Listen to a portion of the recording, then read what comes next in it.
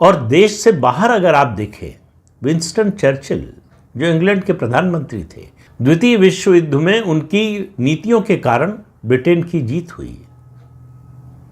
लेकिन 1945 में चुनाव हुआ जब इंग्लैंड में, तो इंग्लैंड के लोगों ने उनकी पार्टी, कंजर्वेटिव पार्टी को सत्ता से बाहर कर दिया। विंस्टन चर्चिल को भी लगता था कि वो पूरी दुनिया पर राज कर सकते हैं, उनसे बड़ा नेता कौन है दुनिया में। जनता ने कहा कि ना, ऐसी बातों में हम विश्वास नहीं करते, डेमोक्रेसी जहां है वहां सबसे बड़े तो हम ही हैं।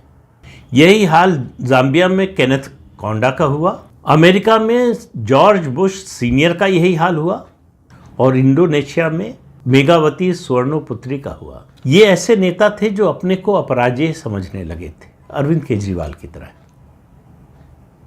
कुछ ऐसा ही भाव महाराष्ट्र में शरद पवार के मन में था कि महाराष्ट्र की राजनीति मतलब शरद पवार। शरद पवार जो तय करेंगे उसी दिशा में महाराष्ट्र की राजनीति चलेगी।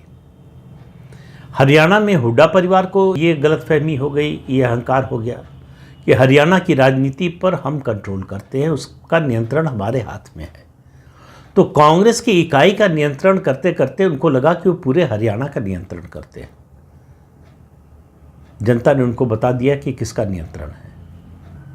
इसी तरह से अरविंद केजरीवाल का, उनके 2 दावे हैं, उनका जिक्र पहले भी कर चुका हूँ। दिल्ली के मालिक हम हैं, ये दिल्ली असेंबली में चिल्ला रहे थे अरविंद केजरीवाल। मोदी को दूसरा जन्म लेना पड़ेगा अरविंद केजरीवाल और आम आदमी पार्टी को हराने के लिए। और इन दोनों बयानों के कुछ ही महीने में दिल्ली की जनता ने अरविंद केजरीवाल को सत्ता से बाहर कर दिया। तो जो अगली लड़ाई होने वाली है बीजेपी की, वो क्षेत्रीय दलों से होने वाली है, और बीजेपी इस बात को समझ रही है और उसकी तैयारी क्या है इसका उदाहरण है, शुरुआत इसकी हो चुकी है लोकसभा चुनाव के समय से ही। उड़ीसा से, उड़ीसा में कोई राष्ट्रीय दल मतलब नहीं था, यानी कांग्रेस पार्टी नहीं थी। वहाँ क्षेत्रीय दल, जो सबसे मजबूत क्षेत्रीय दल था, उड़ीसा के इतिहास का सबसे मजबूत, जिसका नेता 25 साल तक मुख्यमंत्री रहा, उसको हरा दिया बीजेपी ने, सत्ता से बाहर कर दिया।